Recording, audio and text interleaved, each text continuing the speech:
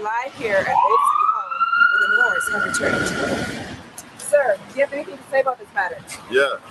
Love, truth, peace, freedom, and justice. Yep. Sir, what do you have to say? I just want to put it on the record. I'm not sure. Yeah, what he said. Moor's life matters.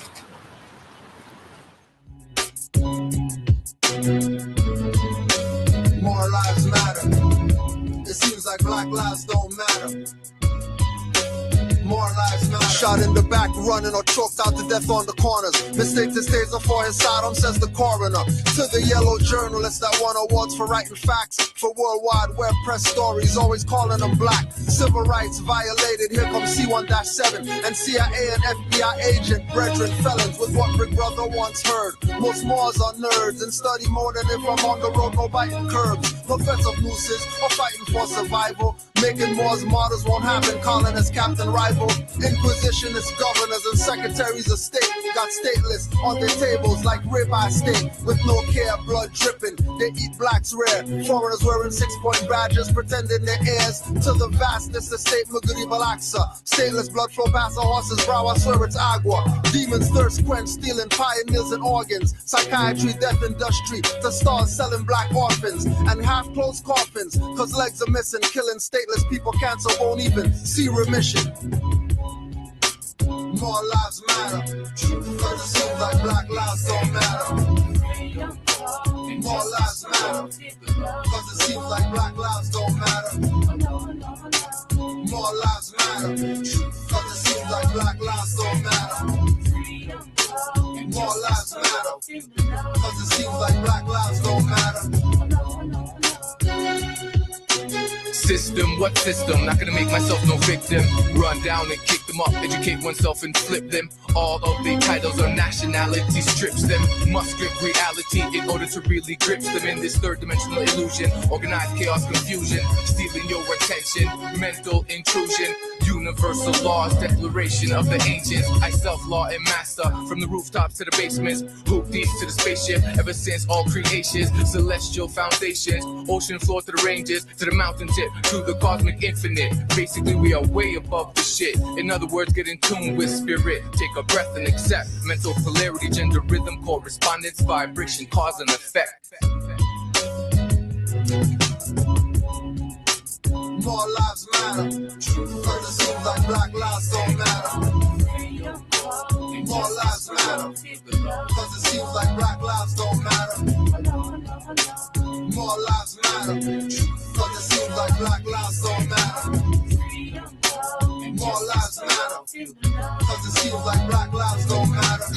More lives matter cause I sing it no sound off. It gets defected when rejected, looking ass off. Get my perspective on direct it to a replay. All the news that on replay till they wanna cast off. Bury them, on to the next one. Enough of them are gunning down. Dudes them a cast cross. Can't believe I told me that. Can't believe a Taj Pass. Trayvon, Michael Brown died for us to find cause. The afterlife visited the class brawl. Who they really wanna see with the crown on high and the garbs on free? I am free and you're no business but your land or your country to seek your inalienable rights. The insatiable delight of knowing thyself and bringing all injustice to light. But the fight is your plight, make your sight for the bright. I'm the mic in the night, foresight for you to realize that, huh? More lives matter.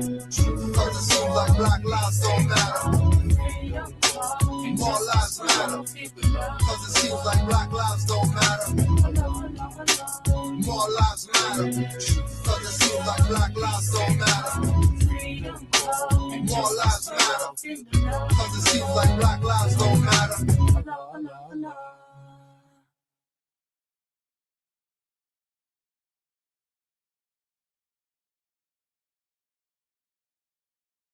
Moving money between countries used to be a headache. With Wise, you don't have to wait days for your money to arrive. Here we go. Raka! North Star! That way. And West Star that way. Canaanland moves. Read off, we pay every day. Okay. Uplift the V cause we all base. We enforce the law and we obey. Forefathers from before is still today. Reading my Quran and my Torah. You Universal laws in more ways. Read 4 chapters, receive it 4 ways. Great divine love rules our verse. Before I circle blocks, man, I circle sevens first. You bust the image, but your rhymes hurt. Declare 13 disrespected earth. Love, but it's all in God's plan. Today's mathematics don't judge a man. Unity of life, embodiment of truth. I'm responsible for every deed, cause I seen the proof. No, but Drew, X, do I have to draw it out for you? Cause nationality is not a color I can use.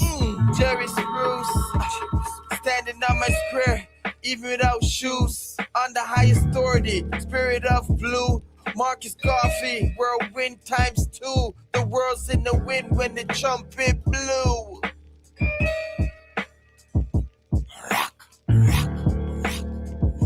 Stand up, go into your bathroom. If you got a big floor to ceiling, cut the light on and stand and take a good hard look at yourself.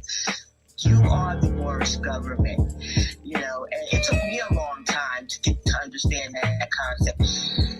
I self-law am master.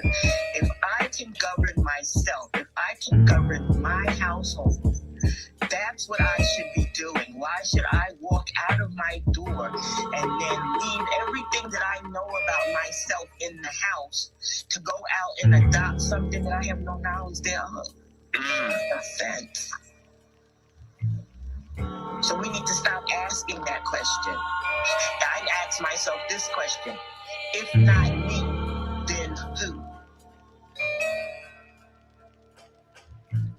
Death and wisdom, my friends, intelligent creatures, guardians of sacred knowledge, Olmecan features, secrets of the afterlife, manifest the present day. Dirty Moors and scoundrels lose their heads in a pleasant way. Deceit and deception, negative past thoughts, keeps awareness on point, spirit messages never off. Inner realizations, encounter the higher selves, next plane existence, explains my consistence. Without a foe, you never know, so past most resistant. Divinity, my twin flame, side chick and mistress, metaphysic, kabbalistic, almaroc mystic, patriarch, papistics, make my thoughts sadistic, so indigenous, call me Americanistic, invoking the ancestors, Saracen cryptic, suns on rotation, flows ecliptic, shatter all illusions, reveal the realistic, sitting in the dark, holding the light marvelous, recognize the artifice, skin so carbonous, hair so antenna, I feel them from Vienna, myriad of virtues, lessons, and reptilian henna. Enlightenment seekers won't find it in mainstream. Focus as a laser, stay balanced like a beam.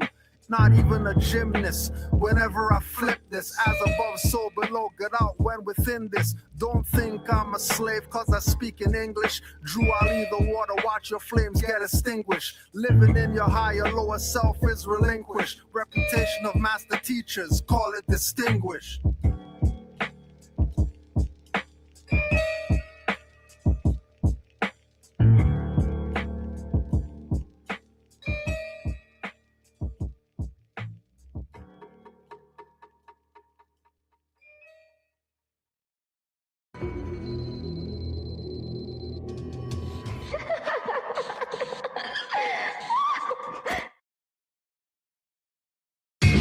So I just want to get you in.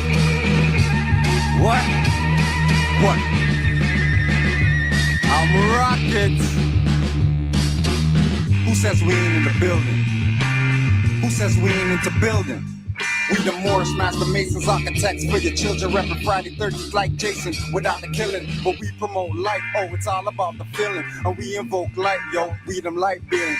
Though you might see him on the block getting this caution, might be talking to cops, giving them caution. Occasionally wearing his fez when he's walking, see the turning heads, whispering, gawking. But he's locked in, and he's zoned out, while we boxed in our own house. We study the mystics, the adepts, the magi, wisdom of the ancients can uncalcify eyes. Possible mission, free mental numbness, extract the substance, rid minds of dumbness.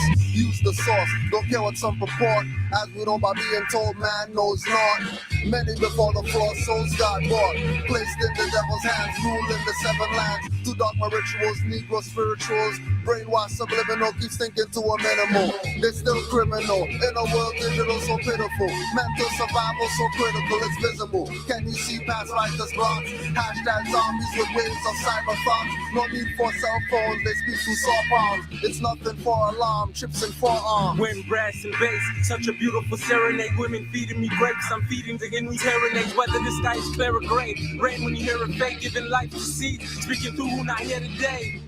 Show you the future in a glimpse. And always look to these hoes like hallucinatory pimps. Son walked the desert, been more of a since I found God. Look back, used to see his prince. Forget being a prince, I'm a G. OD, grown man, no Jody. Deny it, you don't know me. Don't make me tap into the old me. That's like a couple hundred years. Walk around town with a couple hundred peers and release the peace of her fears. The sun gon' shine, so what tears? This young brother here just trying to get his third eye clear. This deep. Moors don't sleep. Invest in your mind and body and unleash. Real life rap, spitting over tracks. Conscious thinking and living and then attack. This deep. Moors don't sleep. Invest in your mind and body and unleash. Yeah. Real life rap, Yeah. spitting over tracks. Yeah. Conscious thinking and living and then attack. So as the moon sets, the sun takes its place. It spoons on blocks, inspired spots, filled spaces. Peel back, rats, who got cases. Fire stain the corridors of phlegmo faces. Game changers, rule benders, and no pretenders. Style lenders, channel my vibe through the vibrant optic lenses. Send a message to our veterans. Soldiers up and get it in. We on our birds, we are merged subliminal beings. Third eye seeing, still a participant unwilling. They wanna break me, shake, bake, grade me. Rolling with my name G, double O-M-B. S-O-N is crazy. For a minute that you think you could take me for a fool, like a native to his land, being schooled by a foreign dude. You've mistaken me, spiders on the roof, in the dark tools. I've been saying you've mistaken me. You better move or I mark it. Power pin is my tongue, your existence to target. Revealing all lies and deceit on the market. Genocide, carry round in pockets, I knock it down, bulldozer. David to Goliath, it's an exposure. Some big cats ruling and it's getting closer to your downfall. Round up all your soldiers. Little homie, I was seeking a fortune, tired of misfortune. I just wanted a portion, everything that I never had, though I needed my portion. Blowing like porcelain, haters peddling porcelain. Getting broke, tired of being broke. How we acquire hope is the DJ skilling some dope, just to keep us afloat. Mind as deep as the boat, brain is the lethal weapon. We want it to elope. When I speak, I provoke. Walk in the room with my aura feeling like heavy smoke. Feel like when the levee broke under my Louis Philly, the semi-poke. Cause dirty cops will kill your boy, you ain't a joke. The cost of living, higher profits in private prison. These little girls are selling bodies just to pay tuition. These little niggas selling niggas just for bail condition. It's like the slavery never ended with the intermission. I wanna free the world, but I'm one man. A couple ones like me and me one plan. I wanna free the world, but I'm one man. A couple ones like me and one plan. Yes, Salam. Once again, it's another third Thursday, and this Thursday came up pretty fast. Actually, it came up quite fast because we're on the third Thursday, 20th of damn August already. But, you know, time never was when man was not. So we're going to keep it moving. Welcome to Sons of Allah. That part. Peace, boy. Peace, boy. Yeah, no doubt. Yeah, and you're right, man. Time floating, bro. Like, I mean, even like you said, time never was when man was not. But my gosh, this Gregorian time block at 2026 almost gone, bro. You know, we almost is according to that schedule. This about to be fourth quarter real soon. You know, yeah, soon. Yeah, for sure. So you know, happy holy day to everybody out there. And I know we transitioning into Virgo now. You know what I'm saying? So, you know, shout out to all the Virgos. Honest to you. Yeah, honest, all you Virgos out there, do your thing. Yeah. Your time.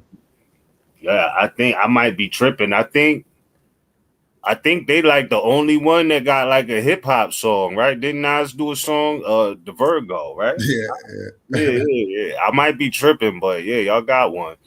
Yeah, you know, and just real quick while we here, in case y'all don't know, I'm sure Moors do know, but you know, that's really the whole story about, you know, Virgin Mary in the sun. You know what I mean? Is the actual sun, SUN in Virgo, the Virgin. That's really is all of that is astronomy, astrology codified, you know. And I just want to say that while we speaking about this point in time and where we at and what these things mean and the allegory behind it, because you know a lot of stuff is hidden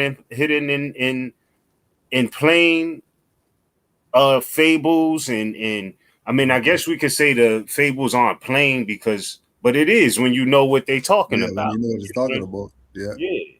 So it's in plain view in this sense, you know what I mean? But it's just been presented a certain way where they make you think, you know, oh, well, she, you know, and I'm not saying it's impossible, but, you know, being virgin and getting pregnant, but it's really all about the Son of God, SUN, that's in the sky, you know what I'm saying? And not to be caught up in being sun worshipers, right? The Circle 7 warns us of that.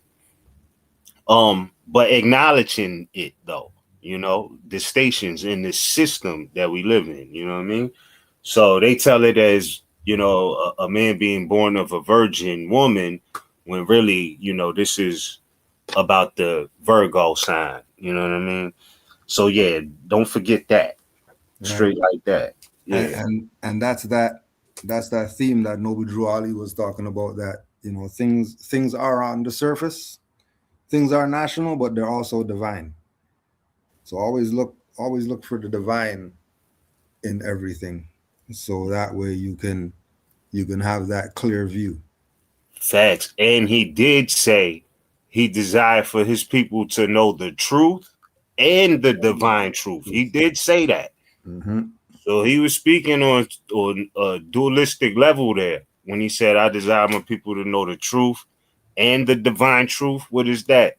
You know, that's understanding that all of those said holy books and you know, biblical stories, majority of them are actually astrology stories codified with personalities. That's what Huge majority.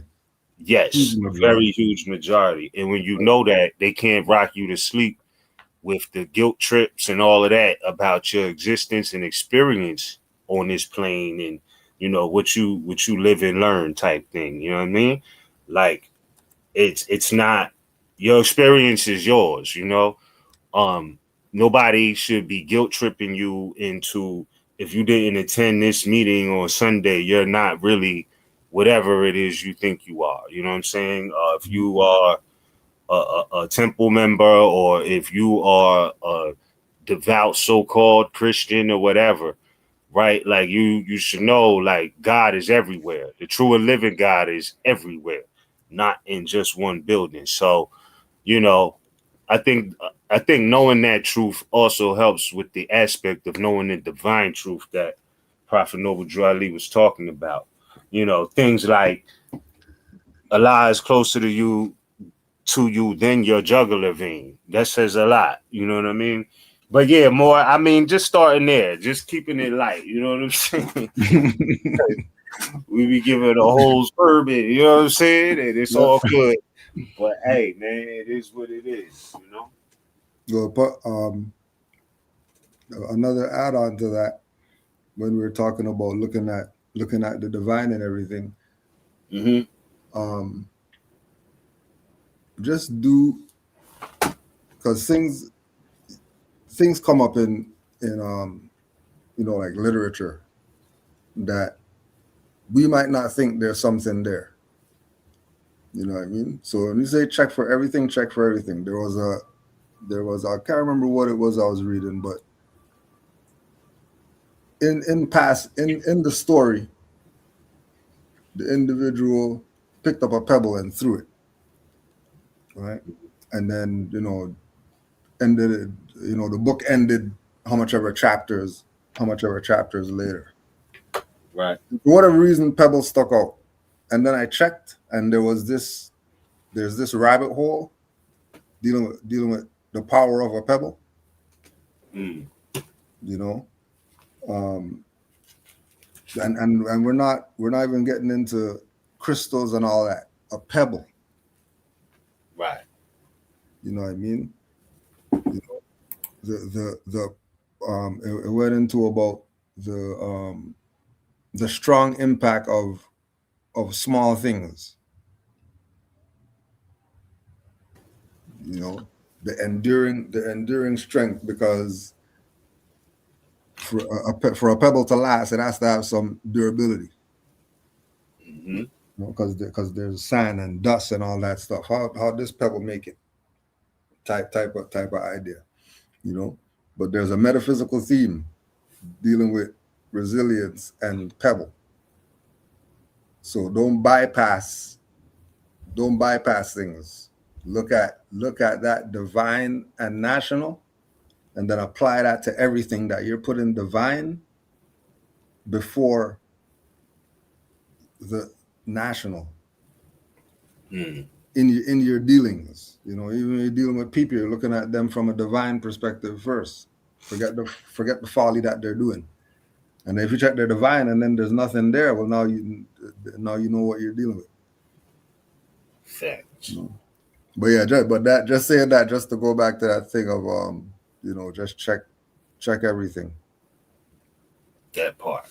Check For everything. Sure. Hey, and correlating too with the divine truth, biblical narratives and things like that, really being astrology stories. Mm-hmm. Remember, Dawood slayed Goliath with a pebble, with a rock. You know what I'm saying? Took him out with a rock, bro. Rock solid, you know?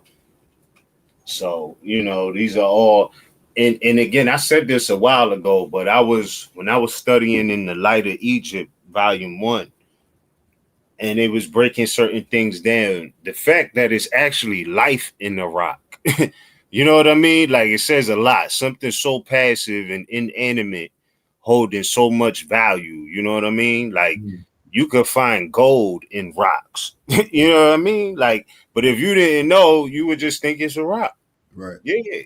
But that might be, you know, gold. You know what I'm saying? That might be amethyst or something. Like, you ever see a real amethyst, the jewelry. My fault. I know you said we wasn't talking about stones, but that's what I was thinking of too, man. Those the rocks got value, you know. Oh, yeah. And I remember my brother saying this to me a while ago, because he be doing this thing with like the rocks and stones, and you know, and we was talking about music and how it could record. And he like, yeah, but these CDs is plastic. So imagine somebody recorded on a CD, but imagine a stone.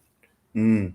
And when he said that, it just hit me a certain way. Like, damn, imagine recording on a stone. And then I think about it, like, I don't know if you like anybody from either the coast or who has been to the beach.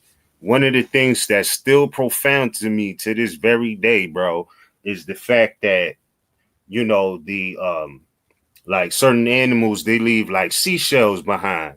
Mm-hmm. And you put the seashell to your ear and you hear the ocean. That's not a mistake. Like, that seashell recorded the sound of the planet, the part that we call the ocean. It's recorded in the seashell, bro. Like, it plays the sound back. Mm-hmm. And I'm just like, yo, that's amazing, bro. You know what I mean? So yeah, it's certain things out there where it's just like, you know, it's already in nature. It's already a scientific formula and results. We just got to know it. You know what I mean? Because everything is modeled from that. So yeah, more. But when my brother said that, man, it hit me a certain way. I was like, damn, you know what I mean? And then I started thinking like, you know, well, yeah, I'm sure there's a lot recorded there. Mm-hmm. You know, even the secret life of plants, how they react when somebody who cut them down walk in the room versus somebody who give them water and things like that. Like, it's a lot of recording. You know what I mean? So no, more just put in the chat when rocks cry out. There you go. Thanks. Honors to Horace Butler. Thanks. Indeed. Yeah. Yeah, solid rocket foundation, whatnot. You know what I mean? Of salvation, excuse me. All of that. All Yeah, of that. yeah. No doubt. Starting there, man. Straight. But yeah, man. But that's just the science when we talk about Moorish science and things like that, universal science. And real talk, man. I hope everybody out there is has a mental tranquility and a peace of mind, man, because it's some people, man, like they losing it, bro. You know what I'm saying? Those who were supposed to be teaching and internet sensations is out here tweaking. You know what I mean? Super tweaking. Super tweaking. You know what I When mean? you have the stripper pole in your house, you're tweaking. Yeah, tweaking. Brothers is wearing press on nails. These were so-called messiahs and all of that. You know what I mean? And it's like supposed to save the people and all that. Yeah, so please, y'all take notice, you know what I mean? And know that your knowledge base, your mental, you gotta take care of that, man. Gotta take care of that.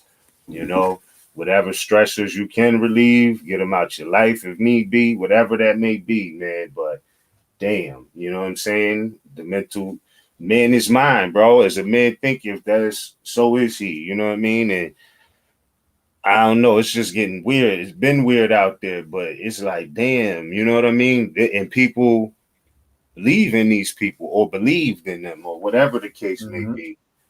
But yeah, that's why, don't follow anybody. Get your study on. Studying is imperative.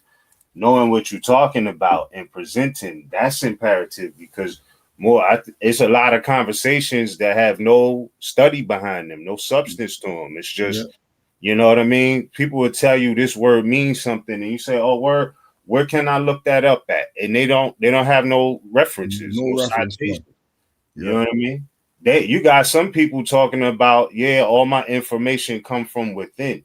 And I'm like, well, that sound about right, because it sounds like you're making some of this stuff up because it's not verifiable anywhere else. You're saying this and it's not verifiable. Like, list me a book, just one where I could go check out. Just check for myself. Yeah, that's all I'm asking. Yeah. And you talking about my information come from within. Okay, it's not verifiable anywhere else. So it sounds like that's probably true. Because you're making this stuff up, some of it, you know what I mean? So, yeah, more. But even with that too, the other side of studying is that you better have a foundation, because remember, all these people who are tweaking, all these people who lost it, turned pedo and all that stuff, all those people are studying too. So what happened to them? Yeah. What? Because even in the Moorish movement, we've had people who have come into this and for some reason went crazy. People start studying and then they're talking about they're under surveillance. People are watching them and all types of madness. Oh yeah. Yeah. You know what I mean? People actually lose it because they have no foundation when they're studying. Why you think entities could jump in people and have them start putting on nails and twerking and all this? Yo, it's wild, bro. Because they have no foundation. They're just opening up themselves to whatever information's out there, absorbing whatever, right? We already know they don't have their pebbles on them, right? And if they do, they're not real with it. You know what I mean? They're just doing it for show. But know thyself will make you go crazy if you don't have a foundation. Look at those people as an example. The ones who came in and people thought they were the Messiah and all that stuff, following them all over the place, and then to find out they're raping children. Crazy. And then now all those people were following them. Now they're stuck, and they're probably just gonna find some other nut to go leech onto, and then get lost some more. Because not having a foundation, and of course, we all know the foundation is Noble Drew Ali. And everything that he presented to the Moors has to be your base before you start talking about know thyself. So you just look at all these individuals that claim to be the ETC. And people pointed and said, yeah, he's the one. Took their hard-earned finance, gave it to them. 5 years later, stuff still not built. Still. 10 years later, you still don't have what they're saying they're supposed to have. Those people went crazy. Those people got drunk off the fame and nobility. Because once you start getting into study and you start realizing how much people don't know. Why it's so easy for people to say they're gonna pay somebody $2,000 for 2 sheets of paper. And then they're going to sign some agreement after that. They can't talk about it to anybody else and all that. And then they're going to go sign. Some nobody that they just pulled up online. Who again did all this studying or whatever like that, but then they're not giving you any reference points. Like a Moor brought to me the other day. He was talking to some Moors, and these Moors are telling him that by correcting your status, you can get a house through their way of doing things. USAR people. So if you go through them and you do your status correction through them, you get a house. Yeah, that's wild. So did they show you the house? Well, I don't know them like that, and start dancing around. Yeah. This stuff will make people go crazy and start doing all types of madness that you have to be grounded properly to know, that individual's talking crazy. That individual's doing crazy. Right? You have to get to that place where you know because you studied. So anything anybody's pulling, if it's not lining up with what you studied and then you already know somebody's trying to game you. Facts. And that's why I say people have a lot of profound perspectives out there. But when it comes to like remedy for our people, and I came to this conclusion like because of study too, right?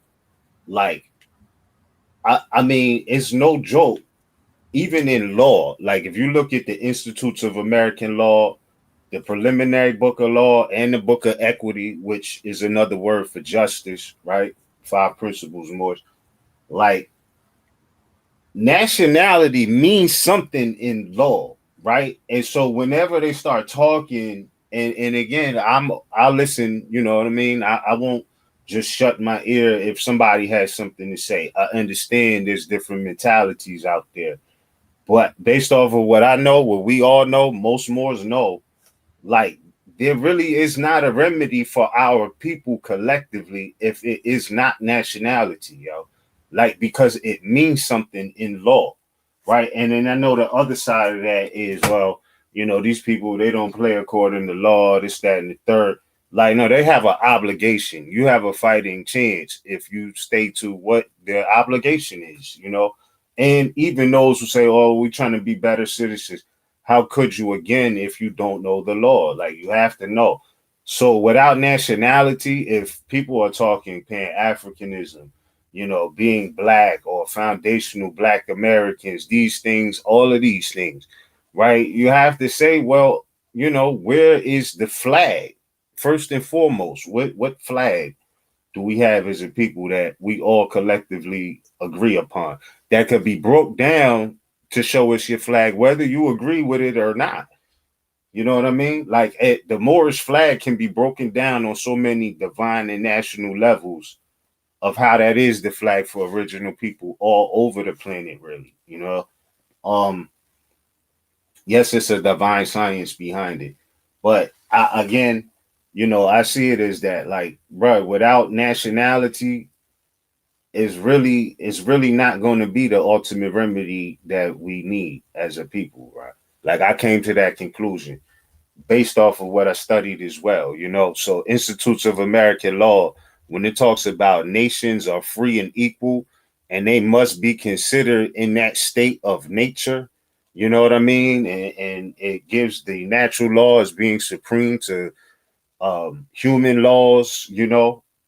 Like, I look at that and I'm like, damn, this really is a part of nationality, is definitely a part of having a civic or civil standing or national standing, international standing, really. Because again, the brands Negro, Black, and Color, like, we gotta understand that those were names that were given to slaves by slaveholders, and they didn't just apply to people with dark skin. It was a brand. You know what I'm saying? It's like, for what it functioned as in its origin, it's almost like saying a poor person, a rich person. It had nothing really to do with skin complexion. It was a status. And it still is. It is what its origins was. So, yeah, I think without that understanding more, you could kind of like, with understanding nationality, you could kind of see what is really going to work and what's kind of just like social talk, really. You know what I mean? Islam. That's perfect. That's the perfect segue right there. That's the perfect segue right there. Say that, indeed. To this article in July 2026. The Creek Freedmen descendants sue Muskogee Nation leaders over stalled citizenship rights.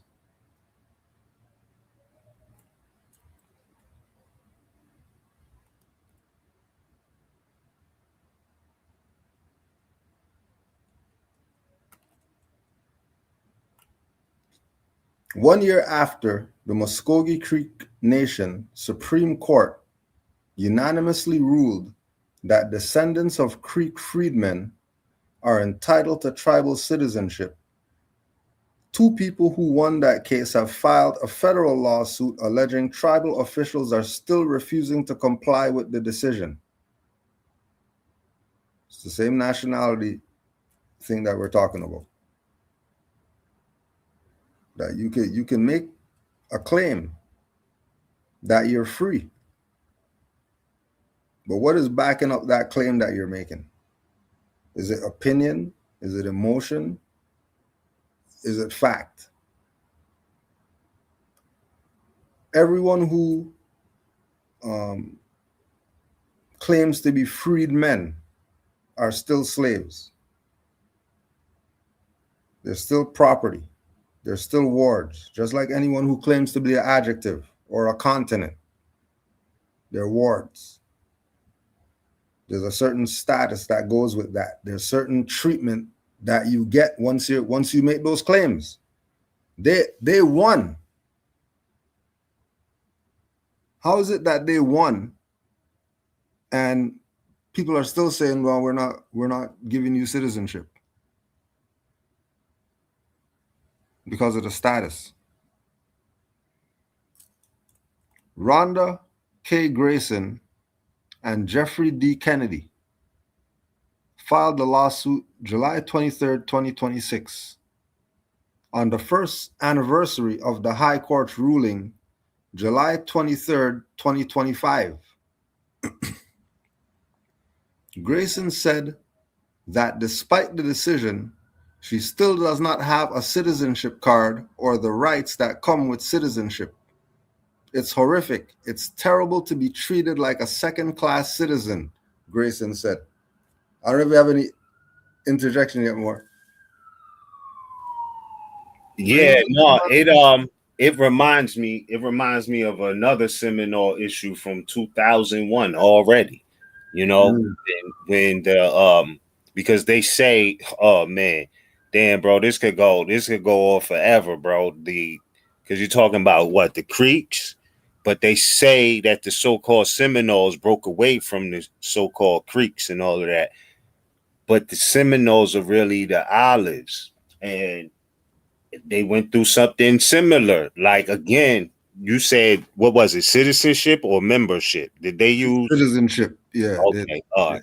Yeah. So they said that despite the decision, she still does not have a citizenship card or the rights that come with citizenship. But what type of citizenship? Right. Because, man, oh my gosh, I would like for you to finish reading the article, but all right. It reminds me of the 2001 situation where Polly Gentry and a few other Moors who were being stripped of membership, Seminole membership, though. Yeah. See what I'm saying? Because it's really not their identity. It's not a nationality, because your nationality is yours at birth. You're trying to acquire something right you didn't have at birth. You had your nationality at birth. Whether you knew it or not is secondary. You were still that at birth. You know what I mean? It's not something you really have to acquire outside of yourself. Outside of yourself is your peers and your nation. So yes, unity is real in that regard. The right to communion and speech, letters, print. You know what I mean? But as far as trying to acquire citizenship, like, we don't need to really do any of that if we just be ourselves, who we are. Like, we are the lineal descendants of the original people, not just America, the planet, you see? And so, including America, North, South, and Central. So when you know yourself, like, you don't necessarily have to seek tribal citizenship, but I guess I'm gonna circle back to this because this is gonna get crazy. I already know. Yeah, well, it's about to get crazy. Yeah. Court records show the Muskogee Creek Nation Supreme Court ruled in July 2025 that descendants of Creek freedmen could not be denied citizenship simply because their ancestors appeared on the Creek freedman roll instead of the Creek by blood Dawes roll. The court found the Citizenship Board acted contrary to law when it denied Grayson and Kennedy citizenship on that basis, and held that the Treaty of 1866 guarantees Creeks of African descent and their descendants the same citizenship rights as other Creek citizens. Our ancestors were forced removed side by side with the Muskogee people. There was no such thing as blood decree. You were either Muskogee or you were not, Grayson said. The Supreme Court ordered the Citizenship Board to grant Grayson and Kennedy citizenship, but after months of delays and motions, the tribal court closed the case in May 2026. Now Grayson and Kennedy are taking the dispute to the federal court, arguing tribal officials are refusing to obey the Treaty of 1866 and the nation's own Supreme Court ruling. They said honor the Treaty of 1866, and that meant that they should have honored it immediately. So 1 year after the fact is just horrendous, Grayson said. The complaint alleges that tribal officials, including Principal Chief David Hill, the Muskogee Creek National Citizenship Board, and its individual members, have acted beyond their lawful authority by withholding citizenship cards and obstructing the implementation of the treaty and the court's final judgment. The plaintiffs are seeking a declaratory and injunctive relief.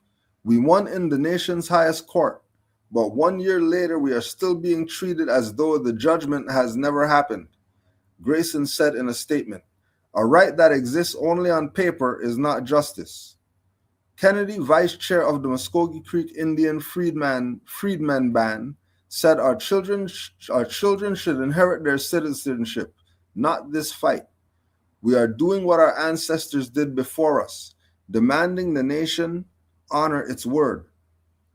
Demario Solomon Simmons, president and chief legal counsel of Justice for Greenwood and lead counsel for the plaintiffs, said, "The case is part of a broader assault on Black rights, Black history, and Black life. The pattern is familiar. Erase our contributions, deny our rights, and withhold the resources those rights provide. Black people should not have to win the same rights twice. The Muskogee Creek Nation's highest court ruled unanimously. We are now asking a federal court to force Chief David Hill to obey the Treaty of 1866, the court's judgment, and the laws of the Muskogee Creek Nation." In a statement to Fox 25, the Muskogee Nation said it is committed to following its constitution and laws fairly and consistently, adding, "Getting policies right is always more important than getting them done quickly. Anything less would undermine the integrity of our governmental processes and the rights of our citizens." The nation said it was aware of a press conference about the lawsuit but had not been served with the complaint. "Once we have been served and have an opportunity to review the filing, we will respond through the appropriate legal process. However, we would point out that federal law and precedent is clear that matters of Muskogee Nation law, and governance are to be addressed through the nation's own governmental institutions," the statement said. Grayson said the lawsuit is about being able to participate in the nation as citizens fully. "We just want an opportunity to come back home and to enjoy the rights and privileges as any other citizen of the Muskogee Nation because we are Muskogee people by birth," she said. Solomon Simmons said the litigation could affect more than 100,000 Black Creek descendants nationwide and their access to voting, housing, healthcare, education, business assistance, and other rights and benefits tied to citizenship. A press conference about the federal lawsuit took place in downtown Oklahoma City at the Crow and W. Bandiff Building, July 23, 2026, the first anniversary of the Supreme Court's decision. On the anniversary, these people are getting the FU. On the anniversary. And they still don't get it. Yeah, that's crazy, Moor. Yeah, but it definitely, I don't care what they say, bro. Like, it definitely has something to do with the usage of the word Black. Now, both of them are brands, Indian and Black. You know what I mean? But this happened. this stay happening, right? Like they made these societies up, and we spoke about this, but I'll go there again. Shout out to my mom and her class, because like we talked about these things, but the fact that, yo, when they start talking about Indian tribes, bro, we really, and I'm not saying this from a biased perspective because I am a proclaimed Moor, right? Like, I'm talking about the knowledge. Like, we really got to be careful when it comes to claiming these Indian tribes, because a lot of them were made up by Europeans for Europeans, and you could check the history. There were societies that were for Europeans only, but the whole thing about that society was they were cosplaying as Moors, right? It is a thing that they have done for a very long time. Like, you know, people take offense to, and I understand, but people take offense to so-called blackface, right? Which we know the real name of that paint is Moor mud, facts indeed. But remember, like the Boston Tea Party, they was trying to pass as Moors, right? Like they went in what people call blackface because they were trying to pass as Moors. I'm saying this to say that that society didn't die, right? The Tea Party and what their origins was and how they was moving, like they just branched out with other organizations. So specifically by name, you got the Improved Order of Red Men. These are Europeans. This was a European institution for Europeans only, like European males only. And what they was doing was they was using indigenous appellations to identify their chapter, right? And their number, right? Like, because I've seen I seen one of these statues of an indigenous man in, in the region I'm in. And, it had all these indigenous appellations on it, but next to it was numbers, right? So it might say Lenni Lenape number 15. And I'm thinking, all right, well, maybe it was the tribe had 15 members or something, or he was the 15th person. But what it is, it's no different than the Moor Science Temple of America in the regard that you got temple number 1, you got temple number 10, you got temple number, what, you know what I mean? Like the temples have numbers. It's a sequencing of an organization. So when I seen these numbers, that didn't register to me at first that, oh, these are not the people, these are organizations that are claiming so-called indigenous appellations. And I'm telling you, you can pull it up, you can look it up. The improved order of red men was Europeans only, and they're playing as indigenous people. And I'm saying that to say this: when it comes to our people, Moors, who have been labeled Negro, Black, colored, and the identity crisis, the identity diffusion, the identity moratoriums that we've been dealing with out here, right? You got to be careful with that Indian thing because they made a lot of them up. And so when it comes to applying for that citizenship, it was never meant for you. You know what I mean? That was them trying to be indigenous people and exclude you. That's a result of conquest and a few other things, right? That's intentional. So going to apply for these tribal citizenships with words like Muskogee, with words like Seminole and things like that, bro, it's questionable. Like, who are they talking about? Because did these people call themselves that? It's been documented that they didn't even claim to be Indians, right? These were Moors by all true and divine records, right? But there's records of them claiming that they're not Indians. Then you got archaeologists saying, hold up, nah, the so-called Indian is not the original people of this land. I mean, they were saying this in the 1900s, you know what I mean? Even up to this day. So this has been known.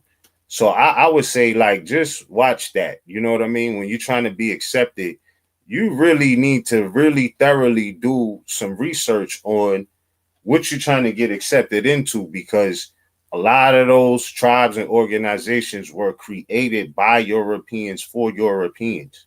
That is a fact. Now, I mentioned the improved order of red men. Yo, they have a counterpart for the women, where it's European women only, and it's called the degree of Pocahontas. Excuse me. And it's nothing but European women pretending to be indigenous peoples of America.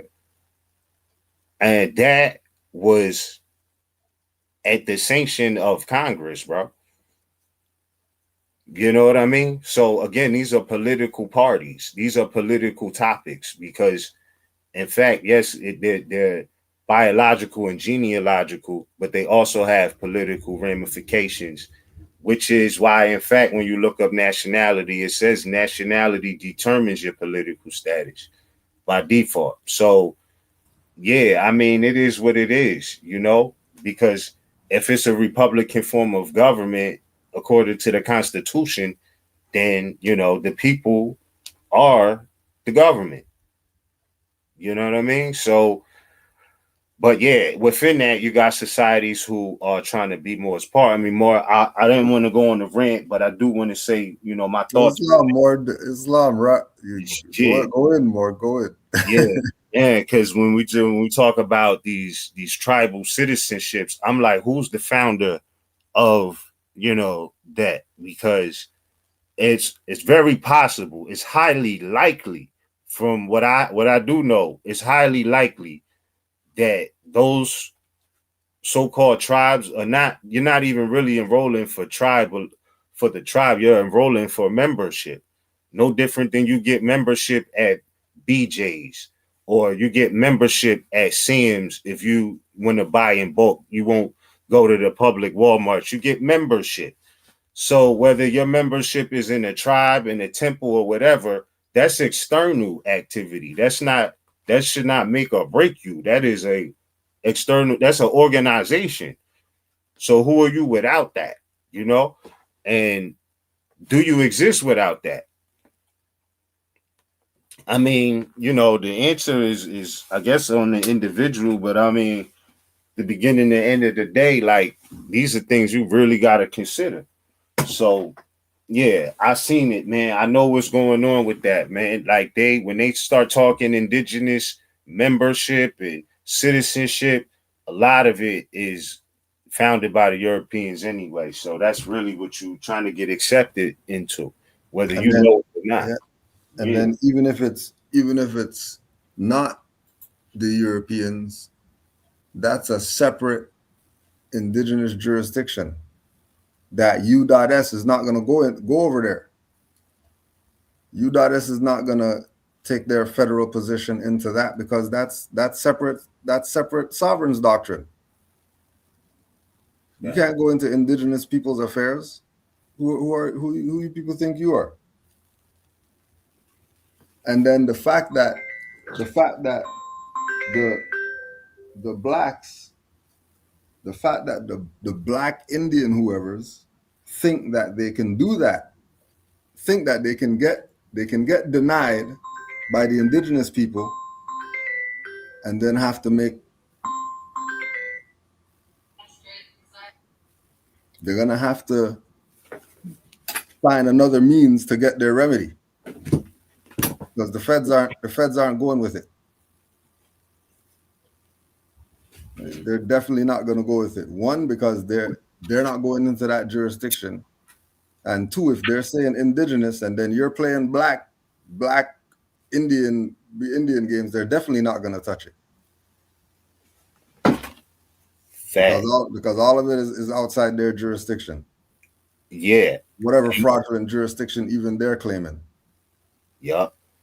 And when it come down with that Indian game, like they will strip you of, like, let's say they get a bag, like let's say they sue over some, let's say, waterways or something like that, and they say, okay, we're going to pay out to this tribe, so-called tribe, however many millions of dollars.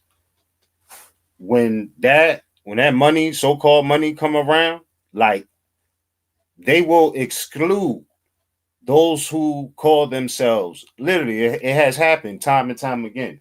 They will exclude those who call themselves Black Indians and say this is for quote unquote Indians by blood. They've done it. That's what I'm saying. The polygentry Seminole story is kind of ill, bro.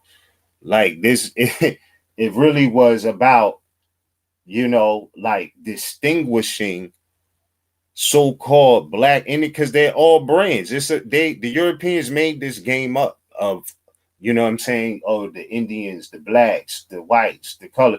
Like none of it really had meaning as they've given it in the last century or so, right? It wasn't that.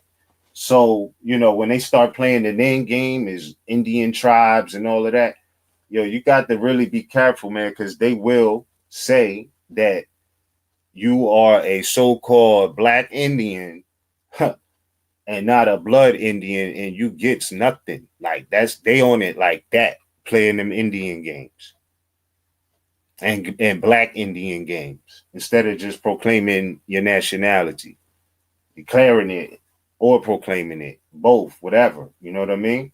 Like without that, man, that's why I say without nationality, bro, like there is no real remedy out there for us. I not just believe that, I know that is the truth. Whether people want it or not is another discussion, but that is the truth. Mm-hmm. You know, if we're going to be right and exact with references, citations, sources, everything of that nature, like nationality supersedes all the tribalism games, bro. And that's a fact.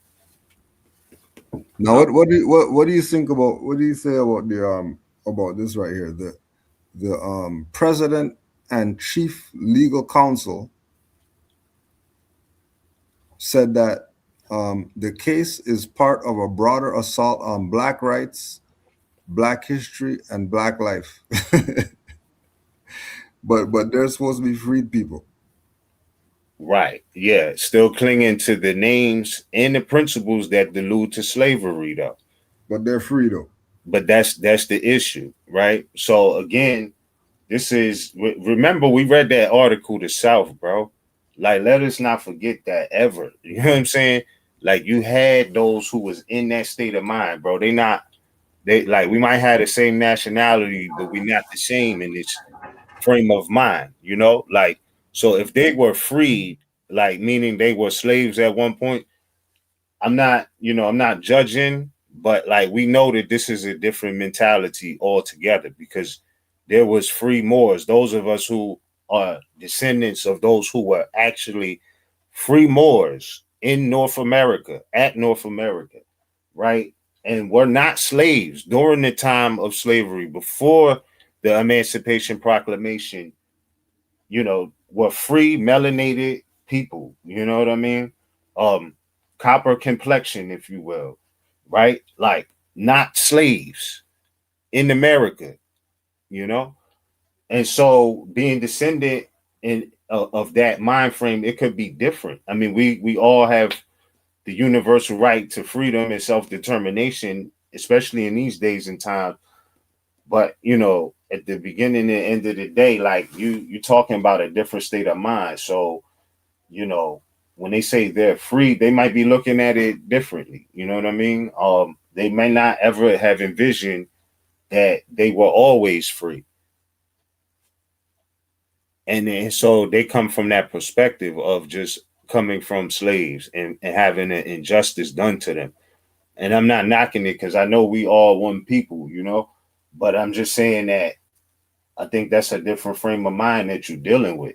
When I say, or we say, we're Moors, we're speaking of a global world view of being original people. And that includes America, because it's true. So once you claim your nationality or proclaim it, if you say that you are Moor, right, you're speaking it undoubtedly, like, it's documented, even down to the word American, documented what that means.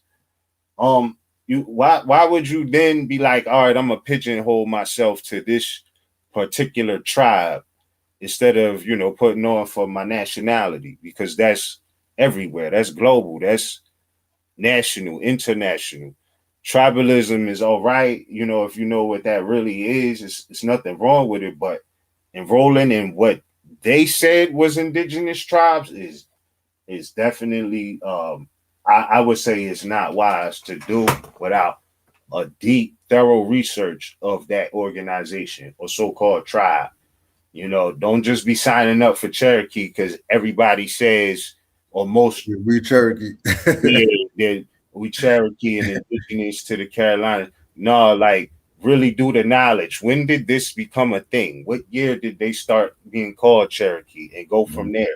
You know what I'm saying? And then when you looking at enrolling, if you're looking at enrolling, consider, what's that process like and why? You know what I mean? Who established it? As there Europeans on the wall, you know what I mean? Like, is there Europeans on the wall who are the founders of, and you got some Europeans saying how their, eighth greatest grandpa was, indigenous Cherokee, so they Cherokee type, it's really wild with that stuff. So yeah. Pardon me again, Mo. I mean to go on a rant, but I can't emphasize enough though. Oh, you're good, Mario. No worries. The importance of nationality and not falling for these traps of having some sort of access to membership in the tribe. And I mean no disrespect, but when we get down to the nationality being the order of the day and these things here, it's the same concept what some people experience with the Moorish Science Temple, like, it's the same attitude. Or you're not a member, you're not this, so you don't get access to, right? Like, this is you they'll even say, oh yeah, they're Moors, but they're not Moorish Americans. Yeah. Question 14 is explicit about why we're Moorish Americans, according to Noble Drew Ali. But so they on something different. And you kind of got to look at all of it like, hold on, what's going on here? Because the institutions is supposed to be for the people, again, even I recall you experiencing going out Pittsburgh and them not even wanting to deal with Moors. You know what I'm saying? Like, yeah, I mean, membership, same thing you're talking about. Yeah, you can't come in, you're not a member. Well, if they were saying nation, if they thought nation, if they were really about nationhood, it would be an open door thing for other nationals. Why would you stop nationals at the door? And not even like foreign nationals looking just like them. Right. Yeah. But again, it's that was an interesting correlation with the membership, how the temple play the game, and then the Indian tribes play that same game, and the church plays that same game all across the board, bro. You know what I mean? And we be like, well, because just being true to nationality, Moors wasn't on it like, man, F the temples, we not going to, you know what I mean? Like, if I don't see the issue. Like, if a Moor wanted to drop in on a Moor Science Temple of America session, it shouldn't be an issue, and I mean that from my perspective, that's with or without a fez on. Like, if a Moor come in the building, you know what I mean, there shouldn't be, unless a Moor is out of order, out of acting disorderly or something like that. Of course, you're not going to allow that in any cipher. But you know what I mean? I just think that it shouldn't be a thing. And even if it's not, Moors are going in and seeing stuff where it's like, damn, like, this ain't what I thought it was. Like, they're singing songs and replacing Jesus with Noble Drew Ali. Mm-hmm.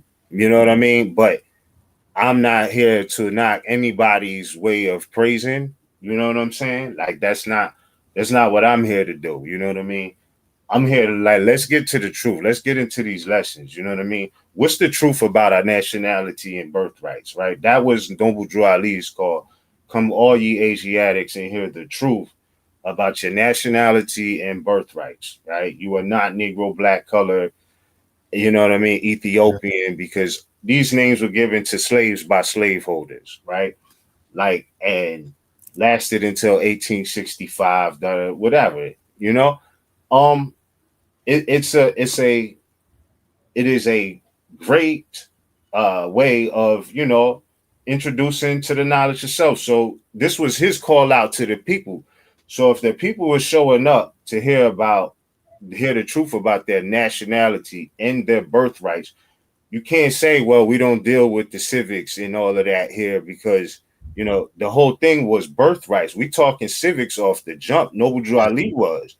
How could you be talking about birthrights and not be talking about civics?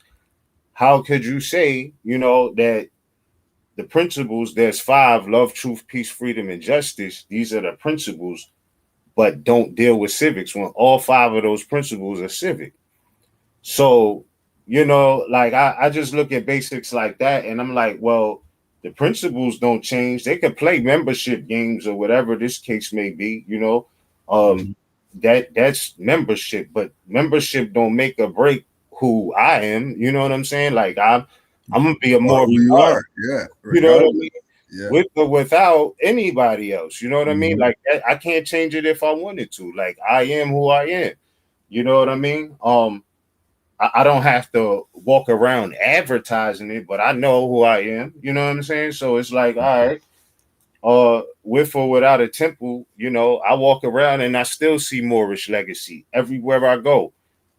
The style of buildings, you know what I mean? I'm starting to see it in places like, damn, this was here the whole time and I didn't even see it. You know what I mean? Like, it's everywhere. Well, you're the segue master to that, huh? Say that. Let's go. You're the segue master to that. Yeah. So yeah, I'm just saying, whatever's whatever. I'm not tripping on no membership, no none of that. You know what I mean? Mm-hmm. Oh yeah, let's get it. Sure. Indeed. The perfect segue once again. Yes, no doubt. I almost forgot for sure though. But yeah, this one, yo, peace, cool Joe, man. I'm glad you pulled this up, right? And shout out to everybody in attendance in the chat. Yeah, honors to all the boys in the chat. Yeah, Honors to facts, Prophet indeed. Noble Drew Ali. We're Indeed, here. indeed. So yeah, it was the reason I wanted to pull this up. So we're talking about architecture and blueprints and things like that. But this again was from a New York Times article from February 1931, and they're talking about Moorish influence in the Stanford waterfront home design. And so I'm like, you could see the arches off the jump. Like, yeah, if you're talking Moorish architecture and no arches involved, like not that Moors didn't have different styles, pyramids, but I'm sure when you go in certain temples and things like that, there are more arches inside. So, but this shows it on his face, 3 arches right at the bottom. So we know by definition that is signature Moorish architecture. Moors got plenty styles when we talk about the history of building and buildings, but the signature is the arch when it comes to Moors all over the planet, though. Like it has its own classification, right? That is a fact. So, but the the floor plans was crazy. So I guess I'll read the first column and then we could get to the other illustration of it, right? Yeah. All right. So it says Latin and Moorish races which inhabit the sunny shores of the Mediterranean have developed a style of architecture known as Spanish architecture of any period or locality. And so I just want to say right there, I remember there was a papal bull where they were saying now it makes so much sense when they was like, now all Moors will be called Spaniards. Remember that? What was it? Who was it? Alfonso or something like that? I'm saying that because they were still in legacy. That's why they wanted to say all Moors will now be called Spaniards. It's like saying all Moors will now be called Englishmen. So when you look back at the history, it's not abundantly clear about who's who, right? But you know what I'm saying? So I did peep that, like, oh, okay, this is where they was coming from with that. And I see why they was trying to do that, because that's one of the things of conquest, you know what I mean, is to, wipe out the name. And again, remember, conquest isn't just, going to war. Like you could be conquest by purchase. You know what I'm saying? Like and that's what they do, buy stuff that really can't be bought. You get, like they say, oh, you get a free house if you sign up, whatever. Like, nah, it's conquest could be not by war alone. It's different levels to it. But I'm gonna leave that there and get back to the art. And also too with the being called Spanish or being known as Spanish. Yes, that was the same thing with the fezzes in the Congo. Right, because of the conquest, taking the culture of the people they conquered and now using it under evil motives. So to keep themselves out of it. So if I dress up like you and go kill some people, they're probably gonna come check you. Right. Exactly. Right. Yeah. So this is part of their motives, because the when you brought up the stolen legacy, I thought about G.M. James. And that idea of them, learning from the ancient Egyptians and all that, and then taking it and doing something else with it. It was the same thing that happened with the Moors. The same thing that happened with the indigenous Moors in the Americas. Yep. Same thing that happened in Australia. Same thing that happened in the Philippines with the Moros. Well, this is part of their operations. This is what they do. And we have to be aware. Look, they told you right there, Latin and Moorish. Exactly. Right in the beginning, they told you, Latin and Moorish. How many people you hear to say Moorish Latin other than Moors? Facts. And then people are talking about bastard language and all this stuff. Right? Why? Because the Moors don't honor their foremothers and forefathers. So yeah, you're a bastard. And so is your language. You know, which is right back to why Noble Drew Ali brought us all these principles and flags and you know, everything that we needed so we can save this nation. That's sitting there. We're ready to be saved. You know, but not taking the steps necessary by attaching to this Moorish influence that's everywhere. Well, you carry on more Islam. Indeed.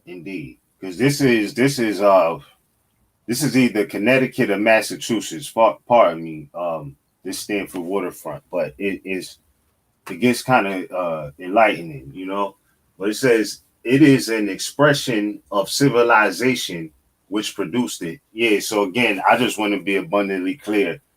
You know, this style was used in what people call Spain, but this is not inherently Spanish. This is Moorish.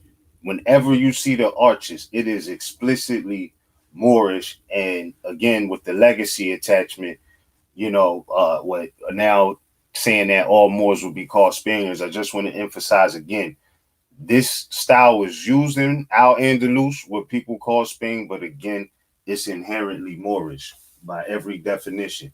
But again, I digress. It says, so it is an expression of the civilization which produced it, and to stand the test of time must be my fault. You got the arrow over the word. I want to say it says consistent, but on the screen, maybe that's my. Oh yeah, that was my arrow. My bad. I'm sorry about that. Hold on. No, was that me? I think that's you. The black arrow is blocking out the word, bro. I can't see Oh, it. I see what you're talking about. I see what you're talking Yeah. about. Yeah, that's just the arrow that's there. I don't know. Okay. What All was right. it? Climate. Okay. All right. It says, however, when a man builds a home on the seashore for summer use, he is justified in choosing a style which, while incongruous in winter, will be quite fitting in summer. Reasoning in this fashion, Louis H. Moose, New York lawyer, and his architect E. Dean Parmalee decided on the Mediterranean style for Mr. Moore's home in Stamford, Connecticut. Yeah, it was Connecticut, on a plot overlooking Long Island Sound. The owner's instruction to his architect were unusual and liberal in substance. They were as follows: you are to plan a Spanish house making full advantage of the waterfront view. Design every detail, and what it say? Scroll up a bit more. I'm reading it off your screen. Oh yeah. Yeah. Design every detail and pass upon every item of furniture and decorations. The result, not the cost, is what will count. I shall tell, right? And so there is the floor plan, right? You see Moorish arch in there, whatnot. But that's what stood out to me is in this floor plan, which is off of a Moorish style architecture, right? There is undoubtedly a whole room dedicated to the library, fam. Like in the bottom left corner of the image on the left, you see, you know, like it's a whole dedicated room in this Moorish style floor plan. You know what I mean? The library is included, and I recall when I know we in the digital age and things are accessible. Some things are accessible digitally. Let me say that, but you know, it was always said every home must have a library. Every Moorish house has to have a library. Like you have to have a library. And a Moorish home has to have a library. That has always been the standard I've known and heard of and was around, right? Like that's just the fact. And so it doesn't matter how big or small, you gotta have a library, right? And the fact that it's actually included in the Moorish floor plan, man, to me that meant everything. Like, you know, this is specifically off of a Moorish style in the floor plans, the blueprint, if you will, you know, has the library in it. So they say Moorish dining room and all of this. But yeah, I just, you know, felt that was something interesting and unique. And to the point of when we say study, like that's actually the culture, is to not be misinformed. Like to be uninformed is not Moorish culture, right? You don't have to know everything, right? Like, because it's so much information. But to be misinformed, like, is you got to be as informed as possible. You know what I'm saying? And so that's why, you know, the culture is knowledge. You know what I mean? Wisdom, understanding. You know, these are cultural things, you know, of Moors from way back when, like way back, mothers and fathers of civilization, for real though. So yeah, more. I was elated to share that point of view, man. Like, you know, that Yeah, was it's interesting too that the library is the third biggest room too. right though. You That's a fact. On the first floor. Yeah. It's an important part. You know, it's needed, and you know, I know Moors where, you know, the milk crates are the bookshelf. That part too, Because yup. they want their library. Yup. You know what I mean? And bookshelf is 200. But they Mm-hmm. got 80 milk crates. Yup. Right? Because you're gonna start, as you start researching and you know, you start realizing that you need to have that escape. You need that place to go to and take your references from, you know, and they're gonna stack up. It is what it is, but look at also this campaign they have of destroying books right now, right? Yeah. They're claiming that they're going digital with it. Right. They're not going digital with it. It's book burnings 5.0. Mm-hmm. But they're not burning them right now in the town square. Right though. They're shredding the evidence. Right? Because I seen the thing, there was one of these memes, somebody asked AI about something and they were wrong after they did it. and they're sitting there, why? How is it wrong? What do you mean, how is it wrong? If they're gonna cut up all the information, where's the reference point for this thing? Mm-hmm. This intelligence. If they're getting rid of the books, what's it going to as a reference? And there's many times, you know, Google's gonna give you whatever links, but as soon as you push that AI whatever, you better ask that 2 or 3 times to make sure you're, because it's told me before, oh, sorry about that. You're actually right. I was wrong. You know what I mean? Yeah. You know, Got but the the library is a good part of it. You know, just being able to have that, and yeah, it's a task. You know, because books, you know, just to see what they're trying to do, you want to be a book hoarder, but you know, it's like, you know, how many books could you really have? You know. And then you look at a floor plan like this and you say, okay, I guess I could have a room. I guess I could have a room for the library. Yeah. You know, the books could have their own space. Why not? They don't need a washroom or whatever, but Right you know, though. Exactly. You know, free up some other space. Yeah. Dedicate. You know, that's when you could let the milk crates breathe. You know what I'm saying? Yeah. Put it on the shelf, clear up some space. You know what I'm saying? Yeah. Like you could do it, but I get it though. You know, storage is storage, bro. And but nonetheless, you know, that rule, man, it's essential. And even that might be somebody's creative room. You know what I mean? We say a library, but you know, some people get inspired. Yeah, their artistic room or whatever it is. Walk in, you know, with an empty mind, leave with a amazing thought, you know? Yeah. Meditation room. Yeah, you know, that type of vibe, you know. So yeah, more like that's pretty fly to me, you know what I'm saying? I'm like, look at this, you know, right there, confirmed. Every Moorish house gotta have a library, bro. And I'm not saying that to judge. I'm just saying you gotta have some books, you know, and can you know reference them, pull them out, feel them. If you know something go left, you could you know read the book. If the internet is down, whatever it may be, you still got access to information always. So yeah, I definitely want to emphasize that, right? Yeah, there was a couple more because this reminded me of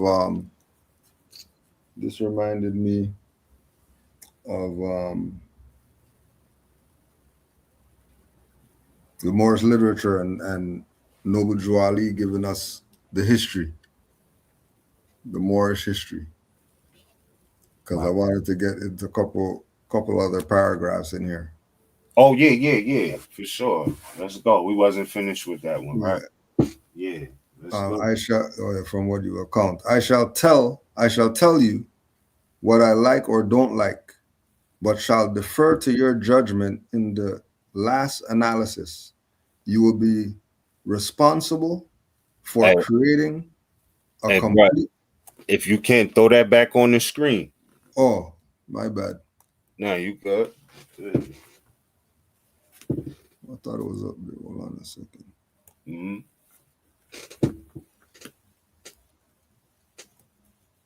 There we go.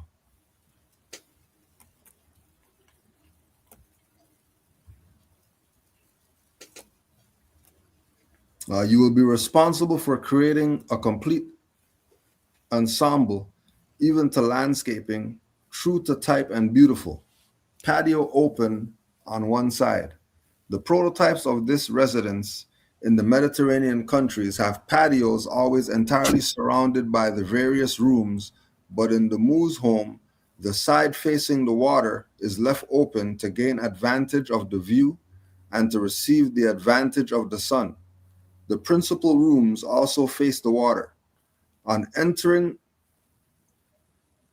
the heavy oaken front door, one is greeted by a direct view through the living room with its large glass window. Adjoining is the dining room with windows opening on the patio and fountain.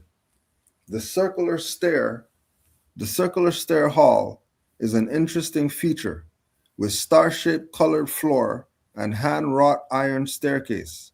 Lighting is from an arched window 12 feet high, filled with translucent leaded glass, in which are depicted scenes of Spanish galleons.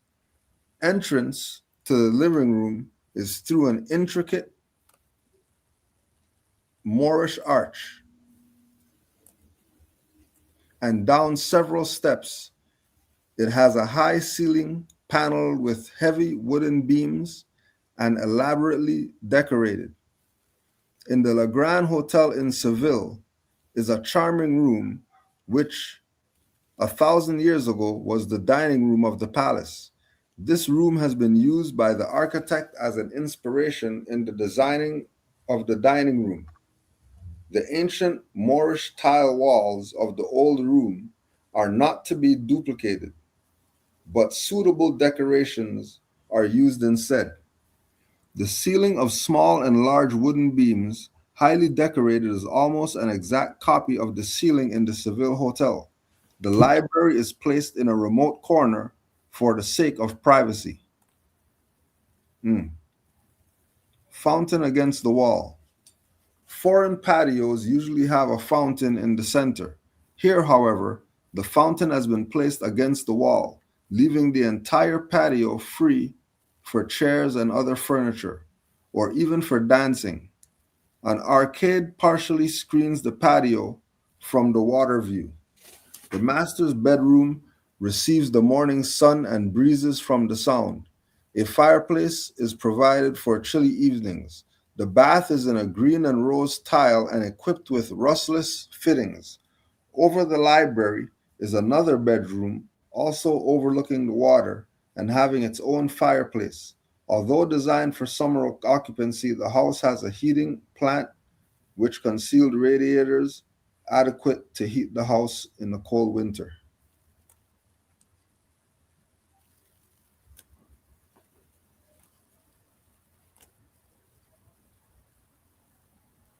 Right, so above the library there's a room that's not on here. Unless this is all it. No, it's not on here. Like the fountain against the dining room wall, right, with the stairs patio. Like he went in on this little spot. He went in on this spot. Facts. And I'm thinking about when they were saying take full advantage of the sun and whatnot. Mm-hmm. I remember in the Native American Museum in DC, they were speaking about the style of building, and that they were always, when they built homes, they would have the door facing east. Always, and this is also known to be a practice of Muslims too, right? Because they're the same, it's really the same culture. It really, really is, but that was one of their styles, was to like build the homes facing east. So they get all the energy with the rising sun and all of that, like shining right on their homes. It was, again, I guess, one of those divine and national things, like details like that about how they building. You know what I'm saying? Yeah. Wow. Mm-hmm. I just like the detail. Like you could actually see all these different parts. It's visual. Like you can tell the work that they're putting in is for the wonder. You know what I mean? Because they're emulating something that, hey, this is, the Moors are, they're big time. There's a standard that they have to uphold.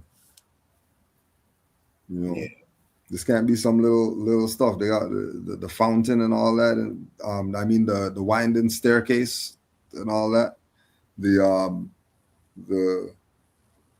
bathroom with the green the green tiles. Mm-hmm. Like you could just visualize this thing. It's so descriptive. Right. Amazing. Yeah, that's the Moors for you. We did great things. We influenced the world to be a greater place. Right. Like what more is there that you want from a people? Especially after you try to deny this history, bury it, pretend like it's not real. Mm-hmm. Sovereign, this and that. Right. Our ancestor did all that work for us to be here right now. For people to be able to build their waterfront cottage in Moorish architecture. Right. There must be something to the Moors. Like there has to be something to it. Has to be something to it.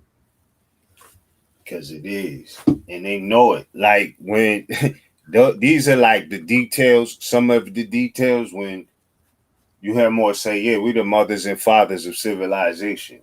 Like, it's really not trying to be arrogant. Like, it's really the truth. Like it really is the truth. It could sound arrogant, but it's really not that. It's really the truth. Like Moorish influences in so many different aspects of all of life, period. You know what I mean? Many professions, especially the medical field. Like it's so much Moorish history, right? Like that influenced the world. Like people don't understand. We was talking about Moors in Spain. Like that was like one of the beacon lights of the world. People would come there to learn, to go to school. People would go there to go to school abroad and things like that, you know, from all over the planet, which is why, like, when it comes to astrology and astronomy, which is a science, like, you barely hear people disputing about it. Like, they might have different perspectives, but people who know, like, you're never going to hear a debate about, you know, which planets are in alignment and which ones are not. Like, everybody know, okay, when you're talking about Saturn, you're talking about a planetary body. When you're talking about, we was saying Virgo earlier, it's a constellation of stars, and this is what that energy means when this house is in this house. And you don't have to believe it, but for those who do and practice that science, it's hard. It's nothing to debate about because it's an exact science. It's a mathematical. You know what I mean? So, you know, that says a lot too about what Moors contributed to the world, because they came to Spain or out Andalusia to learn that. Chinese, Germans, you know, people from Hindustan, you know, and people also contributed from all over the planet too. You know, like, it literally was a center of civilization for the world. And a lot of people don't understand, like, the Alhambra was a governmental building. Like, it had a jail in it. You know what I'm saying? Like, they had an ambassador's hall in it, you know? Like, it was also, it was a thing of beauty, but it was that, you know what I mean? Like, it was that. It was it's almost like saying like a capital, if you will, at the time, you know? I'm not saying that to boast. I'm just saying that on the level of what was going on over there was civilization, government, medicine, law, you know, astronomy, astrology, hydraulics. You know, the list really goes on. Like, that's just to name a few, for real. Poetry, everything, all of it. So, yeah, those institutions of learning for people all over the world, they agree on these philosophies universally because they all got it from the same source. It's nothing to disagree about. You know what I mean? Like, you won't hear Chinese coming on the internet like, let's debate about if the planet Venus is real, or you know, can we spot the eclipse from this angle. Like, they might question things, but they already know it's math, so it can be figured out. You know, it's nothing to really debate like that. You know, you will always have religious controversy when it comes to, and Noble Drali said this, until they know the truth. That's what he was talking about, the truth and divine truth, as a matter of fact. But yeah, you know, even in there, he was talking about how without the truth and the divine truth, you know, there's always going to be religious controversy. I say, knowing that all of those religions are derived from these astrological happenings and mathematical cycles, that this removes the religious controversy. Like, we can look at the sky and see this, right? Like, we don't have to make nothing up about there being someone. I mean, I'm not saying it's not a true and living God, don't get me wrong, but the concept of, you know, people there waiting to judge you in some place in the sky, when it's like, well, why couldn't the heavens and the places in the sky be the planets that we could see? Can we see heaven right now? Like, or is it beyond that, you know? And I guess those are conversations for different levels, I guess. But I mean, I just feel like that's something we can't deny. There's no myth in that. There's no spookism in that. It's, we can see stars in the sky. What's anything that's transmitting life or light is alive. So why And couldn't we be that? it's funny how the all these religious, you know, denominations all talk about the celestial bodies from some, you know, just a stars in the sky perspective, and then keep it there. You know, keep it there as, you know, this is just navigational guides for the travelers or whatever like that, and not letting the people know the truth about how deep it is. You know, that is way more than just some celestial objects. Right. Like, there's certain, you know, attributes to those that You know, it's not some Islamic superstition or whatever, like how you hear people talking, you know, making you think that, you know, astrology isn't it, or that's the devil or something like that. You know. Yeah. Yeah. If it's outside of what they believe, then it's the devil and all of this. And it's like now, you know, like civilizations line pyramids up to be equal with these, you know, celestial bodies at certain points of the years. Like that's how real they practice the science. Like they say, okay, on the equinox, this temple will be directly aligned with the sun. You know what I mean? Mm-hmm.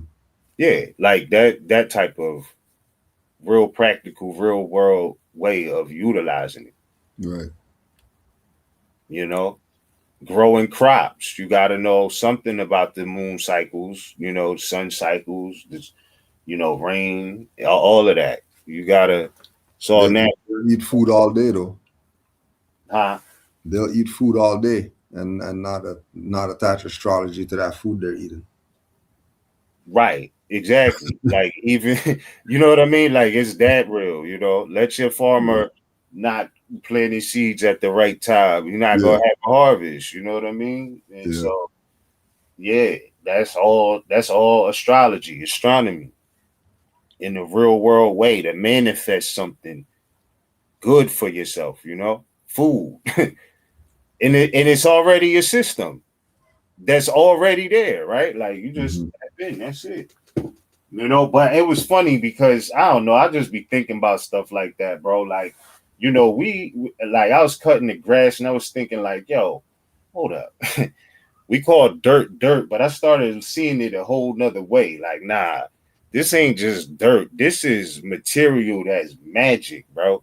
I mean, some people call like this is like stuff like living things grow out of this, that grow things out of it that feed us. Like that's crazy when you think about it, right? Like something that Blaine is so special, just the foundation of where we at and what it could do. And then I was thinking it's the same with the water too, you know, because you could grow food in the ground, it give you a return, but you could grow things hydroponically too. So these elements mean something when we're talking about astrology, astronomy, the laws of nature, things of that nature. You know what I mean? Like it really do mean something. But yeah, more that's real. Yeah. Oh well, I mean, you know, since you're the master, today, we'll just touch on this one quick. The natural law. Oh, word. Yeah. Natural law and artificial persons. 1904. December 10th. Since we're going natural right now. Indeed. In your today's very able editorial entitled How It Would Work, and discussing the president's recommendation that the Interstate Commerce Commission be given power to fix freight rates, you say that the pervading vice of the plan is that he proposes to substitute the artificial law of the statute book for the natural law of the business world. It is not rather more strictly true that the artificial law has already been substituted for the natural? As you well say, in such difficulties, statesmen involve themselves when they attempt to relieve nature of tasks she obligingly consented to perform for us. The natural law of the business world has already been in great measure abrogated by the substitution of artificial for natural persons in the transaction of business.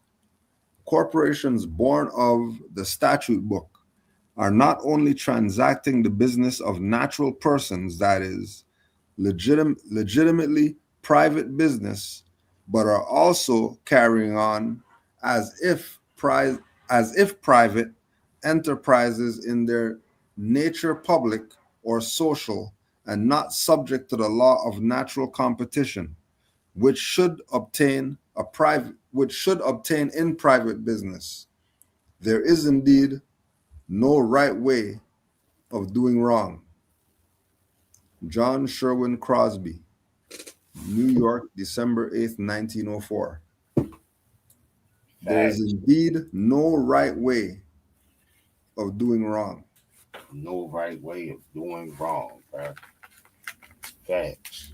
And making those claims of Negro black colored and artificial is doing wrong. And no right is going to come from that. No matter how hard you yell it. No right's coming from it. If you're not connected to natural law, then artificial is what you're going to be under. And color and everything else that's a fiction. Indeed. And on that note, thanks again for the libraries, bro. The fact that we know what you're saying when you're saying artificial person, the Negro, the black, the color. Like in law, these things really do fall under that classification of artificial persons. That is a real fact, you know. And it's good to know too that the courts, they're bound judicially to know that there is no such thing as colored persons, right? So like these are real case laws. They have to know this. Yeah. So you know, again, when you really dissect that 14th Amendment and how the word person in the first clause is speaking about artificial persons, fam. Like we didn't make it up. This is verifiable. You could do the knowledge, do the research. It is a fact, you know. You got this guy saying in 1908, didn't it already happen? You already switched the artificial law of the statute book, right? He's acknowledging the statute book is the artificial law, right? Substituted for the natural law of the business world, you know, where your word is your bond, you know what I'm saying? And all of this. But them, it's like, you know, statute and Y29, whatever, you know what I'm saying? It's always something codified, you know. But again, that's why the Constitution is so good to know, because anything contrary to that, if it's not in harmony with that, it's really not a valid law.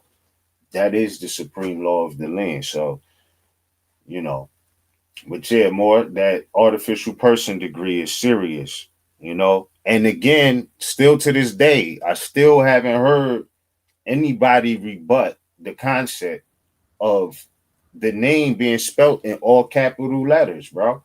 Like if that's not the clearest sign of something wrong with, you know, how they are acknowledging you according to the laws of grammar. Like we learned this 3rd, 4th, 5th grade, whatnot, you know. Then you start getting into language, you learn the language, then the language arts. You know what I mean? And you just know like something is off with this. You know? And what's even more striking is that until we got into this information, it didn't register. Like until we got into this info, all that grade 3, grade 4, whatever was out the window. We were writing all caps. Facts. You know, we're accepting all caps. You know, you get this instrument, it says all caps on it. It wasn't even a thought to question. Hey, why are they writing this like this? Like, why are they doing this? It wasn't even a question. And it just shows how they could really put the clamps on to dumb society down if they really want to. Yeah. You know, they could really dumb it down. Have society messed up. You know. Because I wasn't considering that. I mean, look at it. It didn't even matter. You know. But having that library, doing that research, and seeing for real that something is wrong here. Something is very wrong. I've been accepting, applying to myself this all capital letters as if that's me. Wow. Yeah. Wow. Yeah. But again, the conversation could be revisited, in these days and times, because it's like, listen, man, a lot changed since the pandemic. I'm not gonna lie, bro. Yep. Like a lot changed. And so, certain points of view, the Constitution has not changed, but certain points of views have. You got to consider what it is these days and time. So, like when Moors and others were saying, "Yo, the driver's license is not identification," and then break down how it's not really identification. Like you could get a driver's license or ID, a so-called ID card from the DMV or whatnot. But that alone shows you that it's really not, the driver's license itself is not a true identification. Like any other license is not really a true identification. You know what I mean? A license just say you got the skills to do this commercially, basically, right? Or that's really what it is. But you can have a mercantile license, barbershop license. It's all business, you know. But in these days and times, like the DMV, like this is real facts. People could go to the DMV and get one that says right on it that this is not real ID, right? Like, but we were saying this we all had this for over a decade. We knew, like, yo, this is not really real ID. That's not what this is. Yep. Now you can get it that say it right on it. You know what I mean? Yo, this isn't, and that happened. They was talking about it happening, but now the states and all that, they gotta have that option where you could get a fake ID. You know what I'm saying? And it's supposed like because they say on it it's not for real ID. So if it's not real ID, but the DMV is giving it out, what does that say? Yeah. Well, Moore's been saying that the driver's license is not identification. It's really not in the law of evidence, right? Because identity, by the definition, identity, right? The first thing it say when you look it up is in the law of evidence, right? So if you was to put that card up in the law of evidence and had to, point out identity, right? The all caps already disqualifies it as any sort of natural person. Like it already, that's not, you're not even talking that, right? Because it's not addressing a proper person. So you already know off top it's not that, right? Back to the laws of grammar. But nonetheless, we know that there's other elements missing too, like nationality, race is human, not a color. You know what I mean? Like there's so many things where it shows that this is not really a valid identity. But to be in the day and time now where you can literally see that they're saying it now, it's like, yo, what more do you want? You know what I'm saying? Like it's the truth. It's the truth. They're putting it out there themselves now. Yeah. We've been saying that. That's all. You know what I mean? Like, even back in the day, you could go to the county and get a county ID with your fingerprint on it or a library card or whatever. You know what I'm saying? But like, when you think about it, those are really, I'm not saying they're valid IDs, don't get me wrong, because I understand the identity conversation gets very deep. You know what I'm saying? So it's almost like, can you put it on a piece of paper? Like, you know what I mean? As far as where it could go. But, those biometrics, that's really real ID for real. You know what I'm saying? Like the fingerprints and all, that's real identity. You know what I'm saying? The cards they make with the all caps is really not. But I'm gonna digress from that conversation more. I mean, it's one that I think every Moor who has came into studying this information has ran across that conversation. You know what I mean? About the all caps every time they send you something. Like, it puts it in perspective for what was really going on. And it's undeniable. I don't care what nobody say. That degree right there is undeniable. And it shows that they're dealing with the artificial person, as was spoken of in the article more. So, Straight. I'm gonna leave that there. Peace. Islam, Moor. Yeah. Islam. We say at 9. We at 9:40.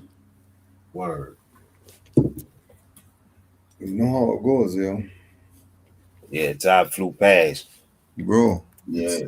It's I don't know what's going on, but we were talking about because we're doing the camp right now, and the time is going so fast. We can't even get anything done, even though we're getting something done. But yeah, time is just moving, yo. It is, bro. Moving right now.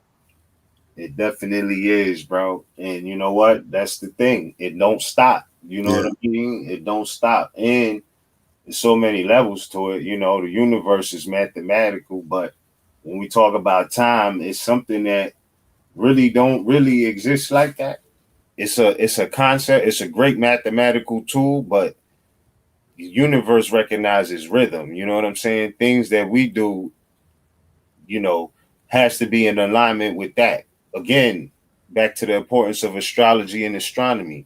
Even the clock is based off of that, So, I mean, it's there. 12 number clock, all of it. But yeah, I mean, in the beginning and the end of the day, man, like, it's mathematics, but the universe don't recognize our timing like we do. You know what I mean? So it's constantly just moving. It's not even, it's not worried about this being 2026 AD and all of that. Like, it's on a whole different type of vibe. You know what I'm saying? Like, straight up.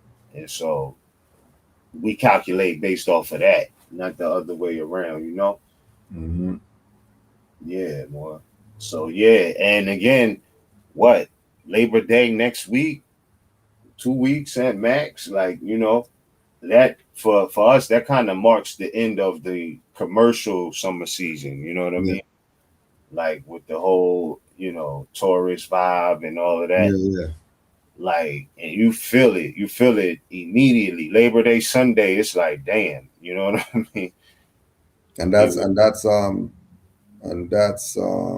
probably a month. That's probably a month after us, because ours is Caravana. Once Caravana's done, it starts stuff over. Starts getting darker. Starts getting cooler in the night and all this. Right, though. Right. Yeah. Yeah. So we flexing out, man, into the autumn season. I know this is gonna be a great one, bro. As usual. As usual, for sure, man. Fourth quarter type timing. For real.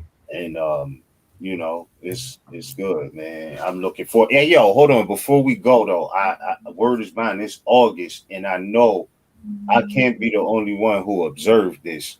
But bro, the leaves is already changing colors, bro. The time, there's something going on. Hey, yo, I'm looking. I'm like, yo, it's August. These leaves is changing colors. They turning yellow right now. Some of them is turning brown, bro. I'm like, yo, what's going on? I was talking with a Moor the other day. We were watching. We were talking about the sun. The sun's going down earlier. That it's not supposed to be dark at 7 in August. 7, 8. It's dark already. But that's not normal behavior. Yeah. It's definitely not normal behavior. There's something going on with the elements. Yeah. There's something going on. Something. Once nature's not too mad, when winter hits, when we get it light. We get it light this year. Right. Yeah, Moor. Great build as usual. As usual, man. Appreciate you, bro. And shout out to everybody who was tapped in, who will tap in later. Peace to everybody. Yeah, man. I trust everybody enjoy the remainder of the summer, and I look forward to next session and whatnot, and everything in between, man. So shout out to you, shout out to everybody. Islam, peace, Moorish. Yep.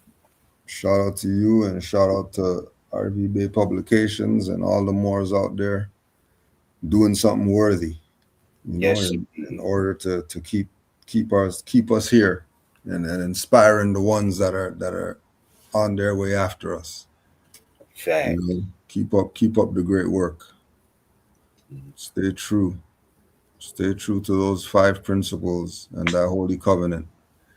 Even though, we sometimes, we bend over backwards and there's some ungrateful people that we deal with and people who take advantage and all that stuff, but don't lose faith. Increase the faithfulness even more after they try to play you.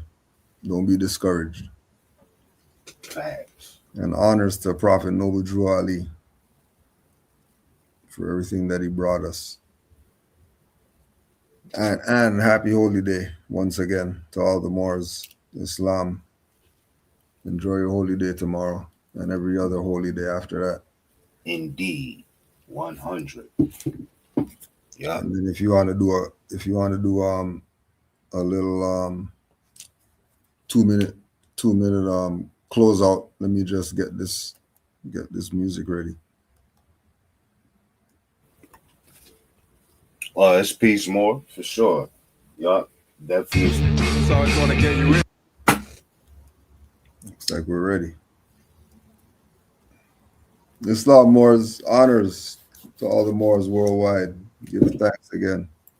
Moor just put in the chat global warming with regard to the weather. Do you have anything quick before we get out of here? Yeah, I'll say this. I mean, I've read about it, but shout out to the elder Hamatiel, and may he rest or live in peace, man. And, shout out to his transition. But he used to always say, he was like, yo, you got to really know, like, there was mammals found in frozen weather with tropical fruits around them and stuff like that. You know what I mean? And so it sounds like fantasy, but it's documented in a lot of different philosophies that this is the case. And so what that means is that, like, the region's climates was different before, right? Like the northern hemisphere used to be hot and tropical. Certain parts of it still is. And I feel like, cycles come around, and we might just be living through the transition into that cycle. They call it global warming. But it might just be a certain cycle that the planet goes through, and we just alive at a time where we're witnessing the transition. Because I do think, it gets very real sometimes with the heat out there, bro. It be feeling like the air is 100 pounds, you know what I'm saying? And super hot. Like, this summer it was crazy, Yeah. So yeah, I just think it's a part of a natural cycle. And I'll say this one last thing before we go to put this in perspective. I think nature has so many cycles that are so long that some of us, we won't live to calculate them. And what I mean by that is this, like, even with something like a cicada bug, right? This is a bug that comes out of the ground every 17 years, bro. It's every 17 years they come out of the ground to mate, reproduce, and then they go back in the ground. You can look this up. Real talk. This happens every 17 years, especially those I know in so-called Maryland, Virginia, and other places. They see this, that's why I first seen it at. But nonetheless, what I'm getting at is these are cycles of an insect. An insect, bro. We're not talking about anything, super mammalistic or large. It's an insect. You know what I mean? No bigger than a quarter, maybe a little bigger than a quarter. But this cycle is every 17 years. And it just makes me think, like, if an insect is on a cycle like that, 17 years, it got to be other things out there that are on longer cycles. And we just not going to see them. You know what I mean? Because if it's an insect that pop out only every 17 years, it got to be other stuff maybe. You know what I mean? Like, that's how I feel. And even correlating that to the global warming cycle, I think it's all real. You know what I mean? So yeah, more. Pardon me. I mean to be long-winded on that, but when it comes to certain cycles, I do believe it's real. You know. Islam. Indeed. Islam, Moors, honors to all, honors to Prophet Noble Drew Ali. Islam.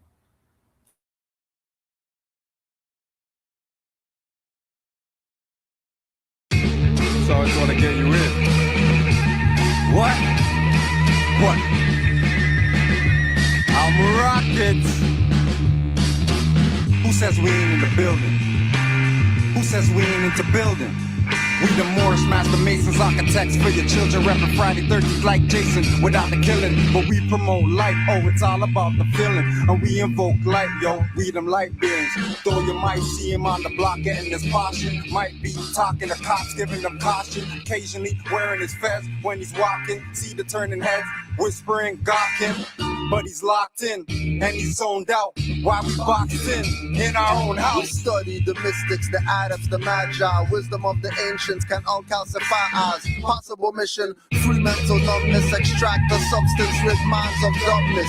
Use the source, don't care what some purport, as we know by being told man knows not.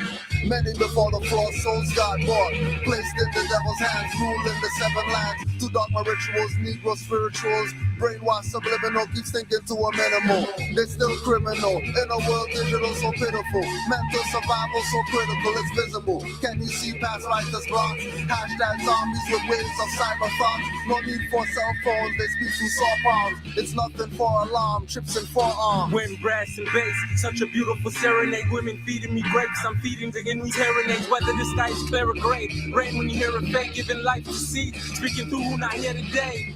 Show you the future in a glimpse. Can always look to these holes like hallucinatory pimps. Sun walked the desert, been more ever since I found God. Look back, used to see his prince. Forget being a prince, I'm a G. OD, grown man, no Jody. Deny it, you don't know me. Don't make me tap into the old me. That's like a couple hundred years. Walk around town with a couple hundred peers and release the peace of fears. The sun gon' shine, so what tears? This young brother here just trying to get his third eye clear. Ish, deep. Moors don't sleep, invest in your mind, body, and unleash.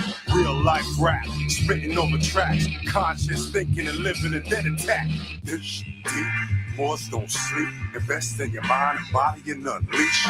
Real life rap, spitting over tracks, conscious thinking and living and then attack. So as the moon sets, the sun takes its place. It spoons on blocks, inspired spots, filled spaces. Peel back, rats, who got cases. Fire stain the corridors of phlegmo faces. Game changers, rule benders, and no pretenders. Style lenders, channel my vibe through the vibrant optic lenses. Send a message to our veterans, soldiers up and get it in. We on our verge, we are merged, subliminal beings. Third eye seeing, still I participate unwilling. They wanna break me, shake, bake, grade me. Rolling with my main G, double OMG. SON is crazy. For a minute that you think you could take me for a fool, like a native to his land, being schooled by a foreign dude. You mistaken me, spiders on the roof, in the dark tools. I've been saying you mistaken me. You better move or I mark it. Power pin is my tongue, your existence to target. Revealing all lies and deceit on the market. Genocide, carry around in pockets, I knock it down, bulldozer. David to Goliath, it's an exposure. Have some big cats ruling and it's getting closer to your downfall. Round up all your soldiers. Little homie, I was seeking a fortune, tired of misfortune. I just wanted a portion, everything that I never had, though I needed my portion. Blowing like porcelain, haters battling as porcelain. Getting broke, tired of being broke. How we acquire hope is a DJ skilling some dope, just to keep us afloat. Mind as deep as the boat, brain is a lethal weapon. We want it to elope. When I speak, I provoke. Walk in the room with my aura feeling like heavy smoke. Feel like when the levee broke under my Louis Vuitton, the semi-poke. Cause then we capture, kill the boy, it ain't a joke. The cost of living, higher profits in private prison. These little girls are sunny bodies just to pay tuition. These little niggas, sunny niggas just for bail condition. It's like the slavery never ended with the intermission. I wanna free the world, but I'm one man. A couple ones like me and make one plan. I wanna free the world, but I'm one man. A couple ones like me and one plan.